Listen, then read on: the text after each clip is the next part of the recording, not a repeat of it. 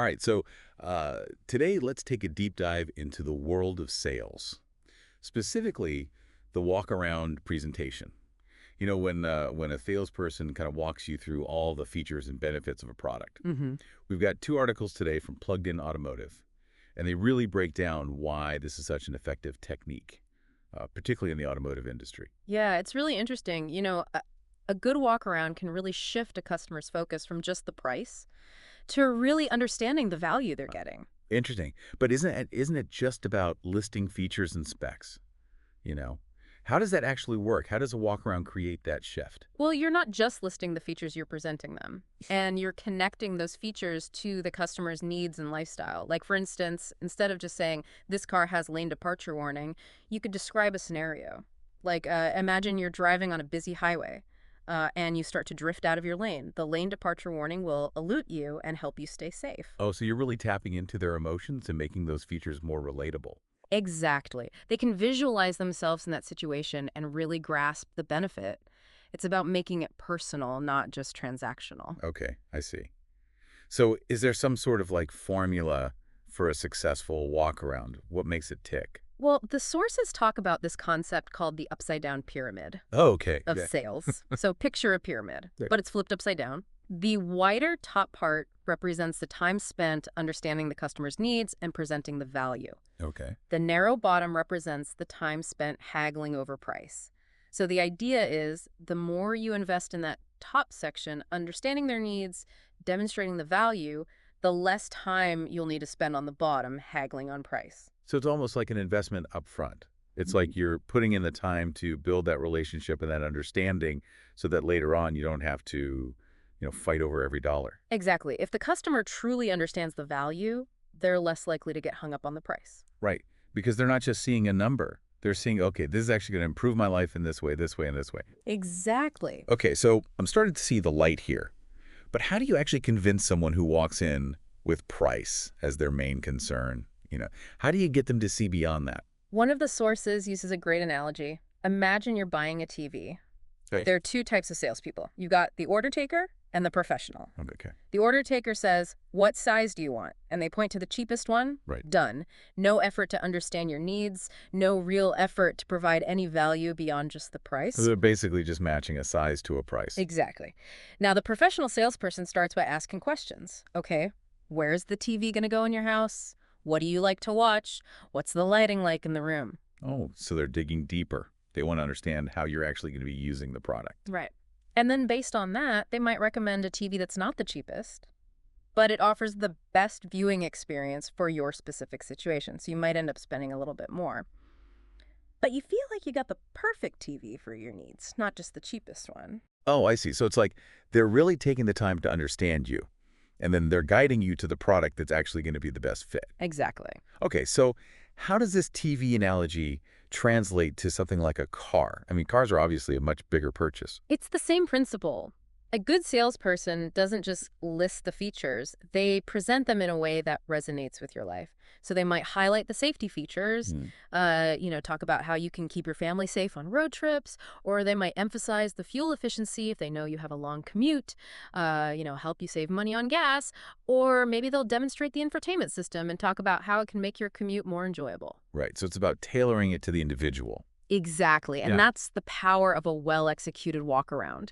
It shifts the focus from price to value. Okay, this is fascinating. It's making me rethink how I approach purchases, honestly. But what about people who walk in already knowing exactly what they want? Like they've done their research, they've read all the reviews. Do they even need a walk around? You might think so, but the sources actually argue that even those customers can benefit from a walk-around. Really? Why is that? Well, you never want to assume that someone knows everything about a product. Even if they've done their research, maybe they missed a key feature or they don't fully grasp all the benefits. Oh, so there's always something new to learn, even if you think you're an expert. Exactly. And the sources actually give a specific line that you can use with these customers. Like, Mr. Customer, I know you've probably seen this vehicle online, maybe even at another dealership, but I don't want to assume you know everything about it.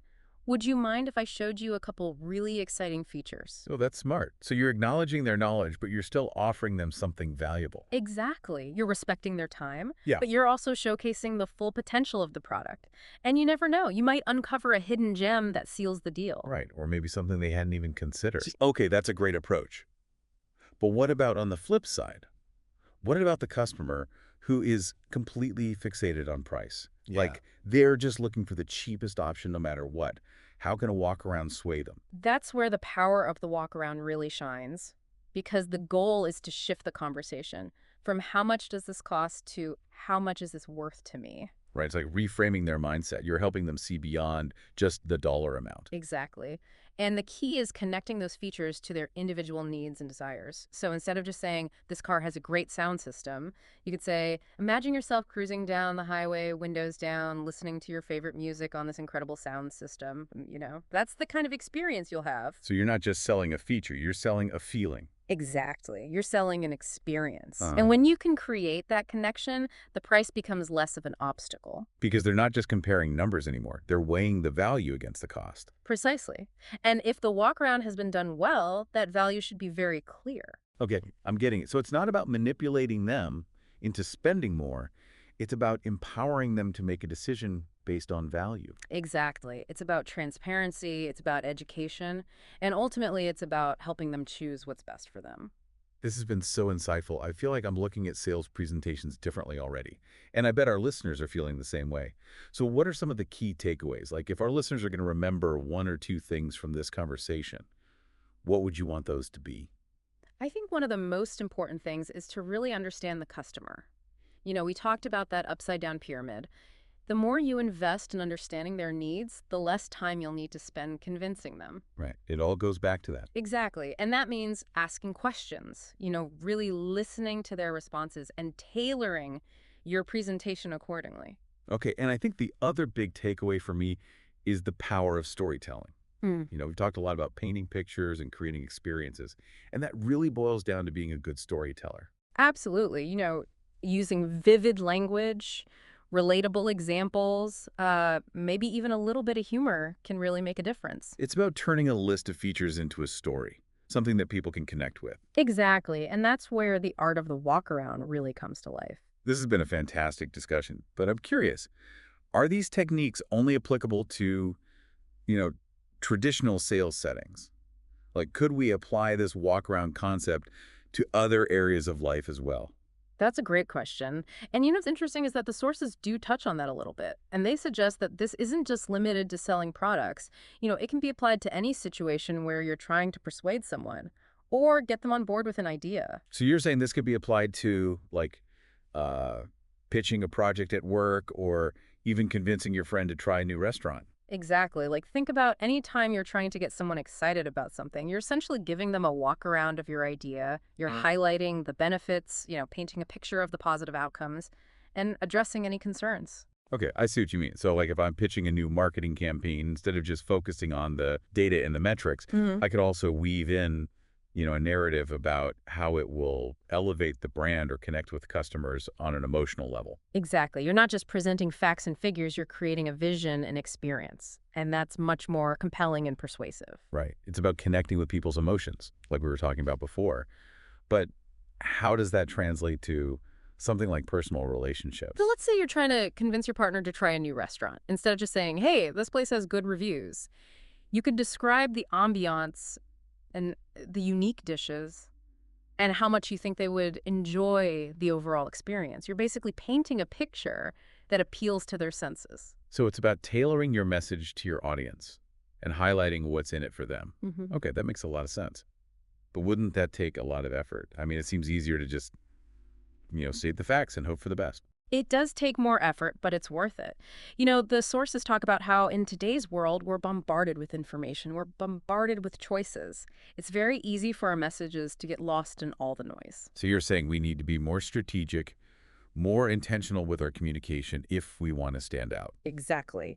And that's where the art of observation and understanding comes in. Just like a good salesperson takes the time to understand their customer, we need to be more attuned to the people we're interacting with and to tailor our communication accordingly. That makes a lot of sense. It's Yeah. not just about what we say, it's how we say it and how we connect it to the other person's perspective. It's about being more thoughtful, more intentional with our communication. That's it. And this applies to so many areas of life, from professional negotiations to personal relationships. This has been a real eye-opener. It Yeah. makes you realize that we're all essentially selling something all the time, whether it's an idea, a perspective, or even just our own company. You got it. And this walk-around approach can make us much more effective communicators and influencers no matter what we're trying to convey. It's about showcasing the value, understanding the needs, addressing the concerns. Precisely. And I think this connects back to something we were discussing earlier, the importance of being passionate about what you're presenting. Oh, right. The sources talked about how genuine enthusiasm can really make a presentation come alive. Exactly. Whether we're talking about a product, an idea, or even just our own perspective, that passion shines through and makes the message so much more compelling. It's contagious, isn't it? When someone's truly excited about something, it makes you want to listen. It makes you want to learn more. Absolutely. And it's not about, being loud or over the top. It's about that authentic spark that comes from genuinely believing in what you're saying. It's about letting your enthusiasm be your guide and allowing that to connect with the other person you know on a deeper level. Beautifully said. And I think that's something we can all strive for in our communication, that sense of authenticity and genuine connection. This whole conversation has got me thinking about how we approach learning new things in general. Sometimes we get so caught up in absorbing information that we forget to connect it to our own lives and experiences.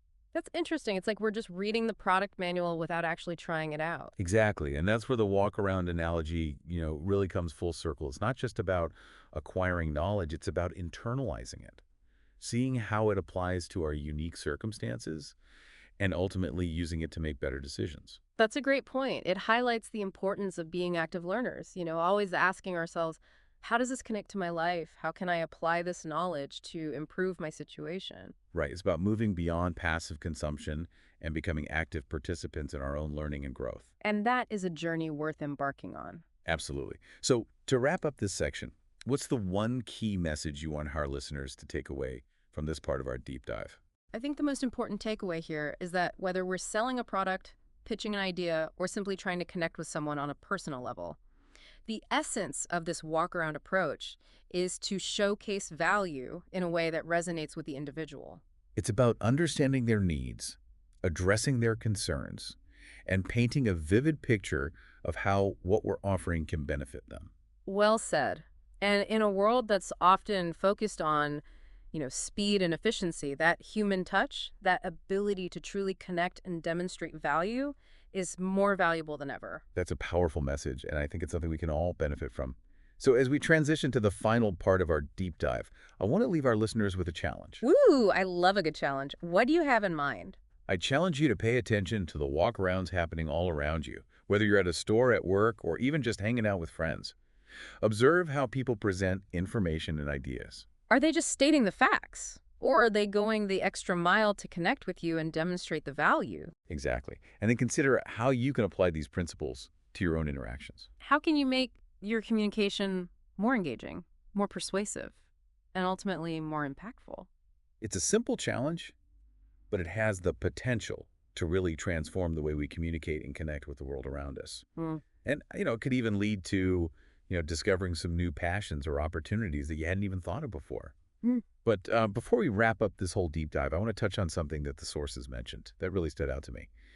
And it was the importance of authenticity in a walk around. Yeah, they really emphasized how that genuine enthusiasm for a product can make a presentation truly captivating. It's about having that spark, that belief in what you're presenting. Yeah, it makes me think about, those times when you encounter a salesperson Hmm. and they're clearly so passionate about what they're selling. Like their energy is contagious. Oh, absolutely. I mean, think about it. When someone is genuinely excited about something, you're naturally more inclined to listen and learn. It's not about being pushy or, over the top. It's about that authentic connection that they're making. It's like they're sharing a part of themselves. You know their excitement. And that makes the whole experience just more engaging and enjoyable. Right. And this applies to so much more than just sales. Think about teachers, mentors, even just friends sharing their passions. It's that authenticity that makes their message resonate. and stick with you. Yeah, it's about inspiring others with your own enthusiasm and belief. Yeah. But what about those times when maybe you're not feeling particularly passionate about what you're presenting? How do you still make it engaging? That's a great question. And I think the key is to find something, even if it's just a small detail, that genuinely interests you about the topic. Maybe it's a unique feature Yeah. or a personal anecdote, or even just a connection to something that you care about. So it's about finding that spark, even if it's, hidden beneath the surface. Exactly. And once you find it, let it guide your presentation. Share it with your audience. Let your enthusiasm shine through, and you'll see how it transforms the whole interaction. Yeah, it's about turning what could be a mundane presentation into something much more meaningful and memorable. Absolutely. And that's what makes the art of the walkaround so powerful. It's about connecting with people, sharing your passion, and ultimately creating an experience that leaves a lasting impression. This has been such a thought-provoking deep dive. We've really explored, the nuances of the walk-around presentation, the psychology behind it, and even how it applies to different areas of our lives. It's amazing how a concept that seems so simple can actually have such a profound impact on how we Oh. communicate and connect with others. So as we wrap up today, what's the one key takeaway you want our listeners to walk away with? I hope they'll remember that effective communication is about more than just conveying information. It's about understanding your audience, tailoring your message, and showcasing value in a way that truly resonates. It's about finding that spark of passion and letting it guide your interactions. And it's about embracing the art of the walk-around, not Mhm. just in sales, but in every aspect of our lives. So next time you find yourself, needing to persuade someone, Mm. inform someone, or just connect with someone, remember the principles we've discussed today. Ask yourself, how can I make this more engaging? How can I highlight the value for this person? How can I connect with them on a deeper level? And most importantly, how can I let my own enthusiasm shine through and inspire those around me? Yeah. I think if you keep those questions in mind, you'll be well on your way to mastering the art of the walk-around and transforming your communication for the better. Until next time, keep diving deep.